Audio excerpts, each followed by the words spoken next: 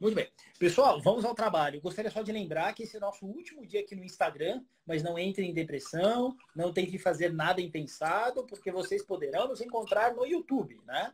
Então, você que ainda não nos achou lá no YouTube, você vai lá e se inscreve no nosso canal, aciona o sininho para você ser comunicado também quando nós entrarmos no YouTube. Os horários permanecerão os mesmos, meio-dia, momento CFP, 18 horas, momento Encore, mas agora no YouTube, porque o YouTube ele é mais. Ele permite que a gente compartilhe tela, que a gente faça exercício no braço, entendeu? Resolva umas continhas. O Instagram, ele é meio assim, digamos que avesso a esse tipo de coisa. Instagram é para mostrar foto de cachorro e comida, basicamente. Não, tô brincando, não é só para isso. Exato, a gente não pode cuspir no prato que come. Então vamos à nossa questão. Tá bom, vamos aí. Veja bem, sobre o risco de crédito, considere as seguintes afirmações. Lembra que nós estamos naquele módulo 7 que fala sobre administração de risco, né? Nós falamos sobre VaR no dia de ontem e hoje nós vamos falar sobre risco de crédito. Considere as seguintes afirmações. Beleza? Muito bem. Olha só.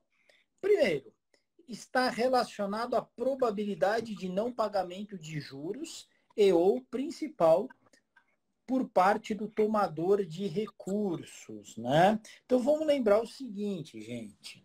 A gente tem alguns tipos de risco, né? Um deles é o risco de crédito. Como o nome já diz, risco de crédito é quando você empresta o dinheiro, investe o dinheiro em um título e essa instituição ela vai utilizar o seu dinheiro e há um risco dessa instituição não devolver o seu rico dinheirinho ou os juros desse seu dinheiro, tá certo? Então, o risco de crédito é configurado por isso. Nós dizemos que no país, os títulos públicos são os títulos livres de risco de crédito. Né? Por que mesmo que isso acontece, Felipe? Pelo seguinte, porque imagina que precisa pagar lá o dia do resgate lá do título público chegou, então o governo precisa pagar para os players do mercado o principal e os juros. Então, certo. O governo vai lá e olha para a reserva monetária que ele tem para poder pagar. Imagina que tem reserva, ele vai e paga. Imagina que não tem reserva. O que ele faz? Liga a impressora lá, liga HP. Liga a maquininha, imprime dinheiro e paga, tá certo? Trará problemas na vida do povo. Né? Trará problemas para a economia. Mas o calote não será dado, tá certo? Muito que bem. Muito que bem. Não sei se você vai falar sobre isso, eu também nem lembro exatamente se a Ancor já cobrou, mas tem agências que classificam, né, o risco de crédito dos títulos, certo? Elas dão uma olhada ali nas condições financeiras da empresa e vão medir quão arriscado é o investidor que comprar aquele papel lá, tomar uma tungada, né, tomar um calote. Exatamente. Você pode comprar, por exemplo, um CDB do Itaú, tem determinado risco. Agora, você pega um CDB de um banco bem menor, um banco com outros níveis de solvência e tal, então vai ter um risco maior. E as agências de rating, elas fazem essa análise, né? E olha que CDB ainda tem o FGC, que para a pessoa física é uma baita de uma segurança. Agora, pode acontecer também, meu caro Eduardo Tavares, que você esteja comprando uma debenture, que é um título privado emitido por uma instituição não financeira, né? E aí, vai saber se esses caras terão capacidade de pagar os juros mais o principal. Chama-se, então, uma agência de rating que faz a análise da empresa e da emissão, especificamente. E aí, nesse caso, o FGC não cobre debênture, né? Bem lembrado. A FGC não cobre debênture, porque está fora do sistema financeiro nacional, né? Esse mercado de debêntures. Show de bola. Legal? Vou continuar, então, aqui. Eu tinha lido a primeira, né, que dizia que o risco de crédito está relacionado à probabilidade de não pagamento de juros e ou principal por parte do tomador de recursos. Está correto. É isso. Sim, isso mesmo. 2. Sua percepção é inversamente proporcional ao custo de captação para determinada empresa.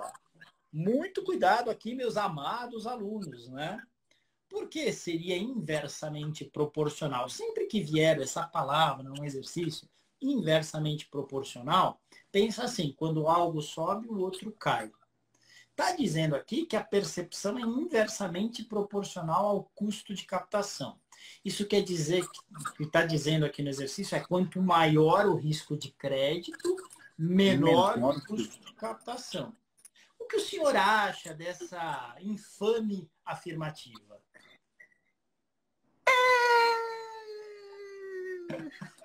Não soou legal, né? Não cheira bem, ó. Não cola, não cola, não acola. Não adere, não adere. Não adere, está errado. Então lembra o seguinte, quanto maior o risco de crédito, maior a taxa de captação para aquele emissor. Isso é importante, você tem que saber na prova. De um jeito ou de outro vai cair esse conceito na prova.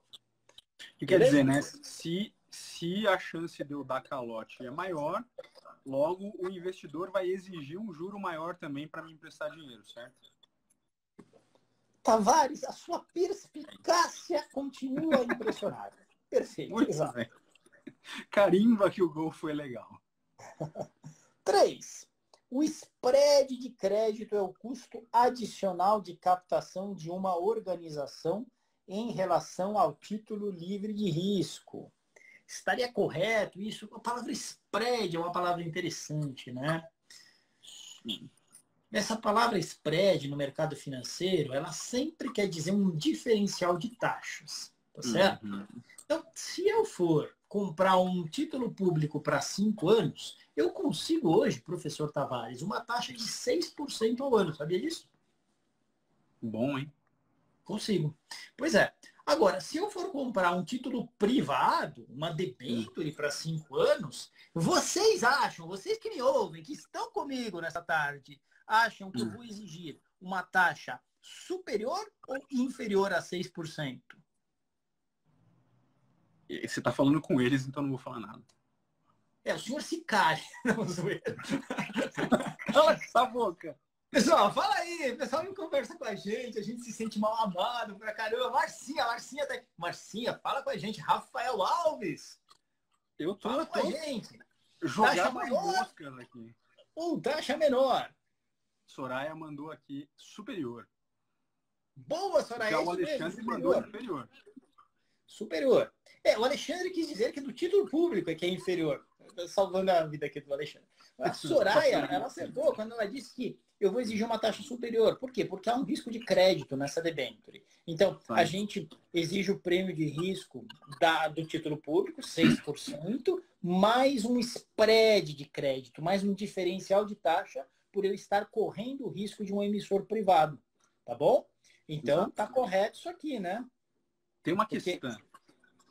Deixa eu só finalizar aqui, você já faz a questão. Vai, desculpa. Manda ver. O spread de crédito é o custo adicional de captação de uma organização em relação ao título livre de risco. Perfect, está certo. Então, a 1 está correta, a 2 estava errada e a 3 está correta. A 1 e 3 são as corretas. Alternativa B de Butterfly. Ok? Boa. Muito bem. Eu ia comentar que eu não posso confundir isso com aquele spread, que é a diferença entre a taxa que a instituição tem para captar e a taxa que ela tem para emprestar, certo? Perceba que, de fato, são coisas diferentes, mas o conceito é o mesmo, né? É o mesmo, É um sim. conceito de diferença de taxas. Mas é outro bicho no sentido de que esse é o resultado do banco, né? Exato. Boa. Só isso mesmo. Só um desabafo. Vamos seguir então? Vamos falar um pouquinho agora a respeito de risco de mercado? Bom, a gente falou então que risco de crédito é o risco de não recebimento. Por quê? Porque aquele cara que tomou o seu dinheiro para utilizar nas suas operações, um emissor privado, pode ter um problema de caixa e não conseguir honrar o pagamento de juros ou de principal, tá bom? E o risco de mercado? O que seria o risco de mercado, né? Eu tenho que responder essa ou eu fico calado também? Professor, interaja, né? Você é um grande amigo de longa data, então sinta-se assim na sua live. Eu estou quase na minha live. É metade de cada um. Eu acho que o risco de mercado tem a ver com as oscilações do papel, né? É a volatilidade daquele papel, certo? Perfeito. O risco de mercado, então, é o risco de flutuação do preço, né? Na verdade, a gente sempre enxerga para queda, né? Nosso medo é a queda, nunca a alta, né? Pelo menos em situações normais, né? Que você não esteja vendido em um derivativo ou algo assim. Então, quando Mas você risco detém... também é alta, certo? Oi? Risco também é alta, certo? O risco é a possibilidade de De variação oscilação, né? em relação ao valor esperado, né? Mas o que realmente preocupa o investidor é o risco Lógico. de queda, né? A probabilidade de queda. Então, o risco de mercado é isso, a probabilidade do preço de um ativo cair numa determinada circunstância, ou então de ele ter uma rentabilidade abaixo da rentabilidade esperada, né? Então, basicamente, né, o risco de mercado ele pode se materializar ou não. Então, você comprou uma ação, essa ação pode te trazer um retorno muito interessante. Esse risco não se materializou, mas ele existia, tá certo? Então, sempre a bolsa, quando a bolsa está subindo, todo mundo feliz da vida achando que bolsa não tem risco. É um baita risco, é que às vezes ele não se materializa, então as pessoas se esquecem desse risco que existe. Então, lembrem sempre que o risco de mercado é o risco de flutuação do preço, né? Então, na prova da Ancora, às vezes aparecem questões bem simples, como essa aqui, ó. Um investidor que compõe uma carteira de investimento apenas com ações, qual é o principal tipo de risco nesta carteira, certo?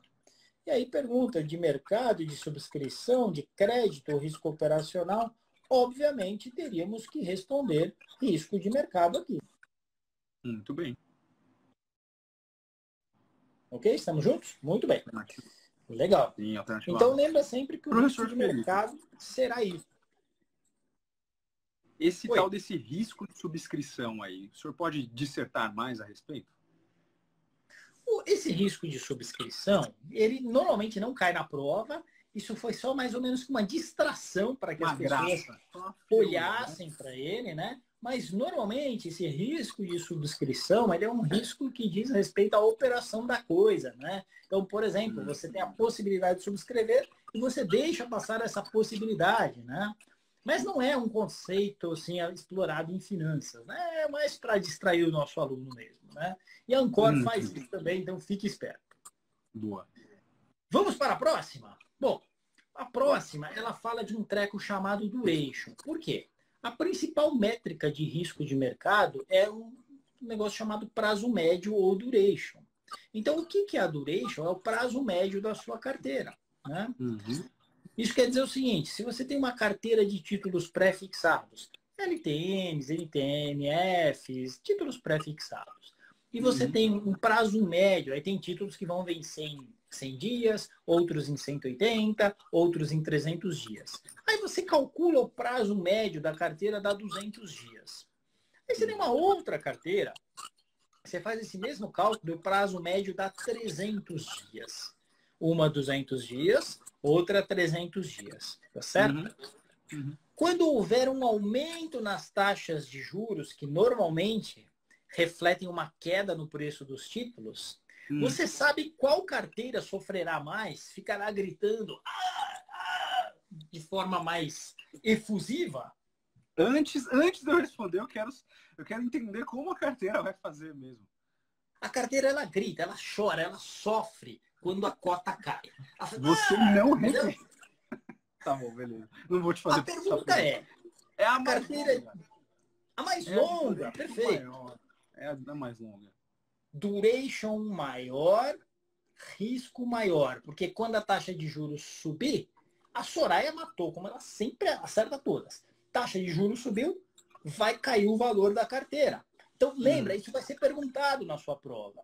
A duration, no seu cálculo, ela é um prazo médio para a carteira. Mas ela é uma variável de risco. Quanto maior for a sua duration, maior vai ser o risco da sua carteira. Quanto mais longos os títulos que você tem em carteira, mais suscetível ao risco de mercado estará a sua amada carteira. Muito bom. Muito bom. Estamos juntos? Estamos. Se eu tiver uma carteira com títulos que pagam cupom, isso encurta a duration, certo? Sim, essa pergunta é uma pergunta assim cirúrgica, né? Veja só. Você tem uma carteira que é zero cupom. Existe um título que se chama LTN, que não paga cupons. Você só recebe lá no vencimento principal mais juros, tá certo? e ela vai vencer daqui 720 dias. Beleza? Ok. Você tem uma outra carteira que também vai vencer, um outro título, desculpa, que também vai vencer em 720 dias, mas que paga juros semestrais. O prazo médio, a duration do primeiro papel, LTN, é exatamente no vencimento, porque só tem um vencimento, caramba. O prazo médio é o vencimento. Mas do segundo título, como tem pagamentos intermediários, você vai calcular uma média lá dos pagamentos. Então vai ser um pouco antes daquela data de 720 dias, tá certo? Então duration menor nos títulos que tem cupom. Boa. Boa? Vamos aqui então comigo?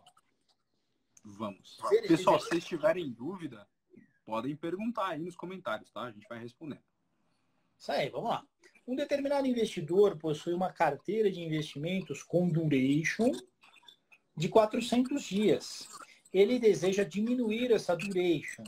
Para que isso ocorra, ele deverá comprar ativos com mais risco? Nada a ver. Por que nada a ver? Porque com mais risco não quer dizer nada, né? A gente não sabe nem que tipo de risco se refere isso. Comprar ativos com prazo superior a 400 dias, se ele comprar com prazo superior a 400 dias, vai aumentar a duration. Isso aí. Comprar ativos com prazo inferior a 400 dias, aí sim, né? Aí eu reduzo a minha duration, né? Que vai, na média vai ficar menor que 400. Legal.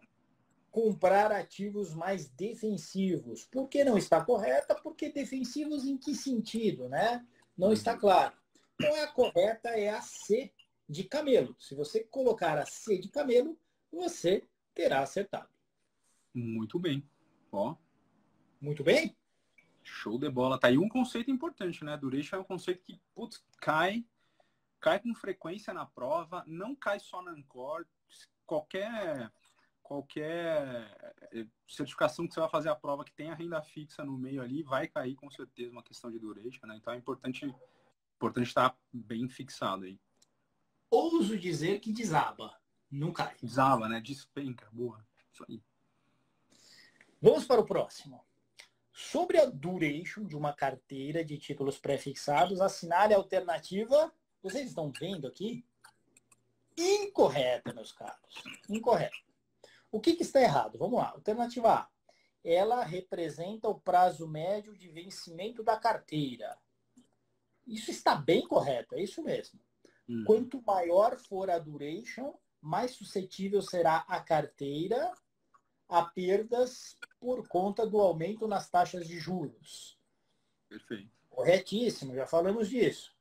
Títulos com maior taxa de cupom são mais suscetíveis a perdas por conta do aumento nas taxas de juros. Olha bem para mim. Quanto maior é o cupom, a taxa de cupom, antes a gente vai recebendo aquele valor do título. Olha lá. Quando a gente fizer o cálculo da duration, vai dar uma duration menor, porque recebe antes, tá certo?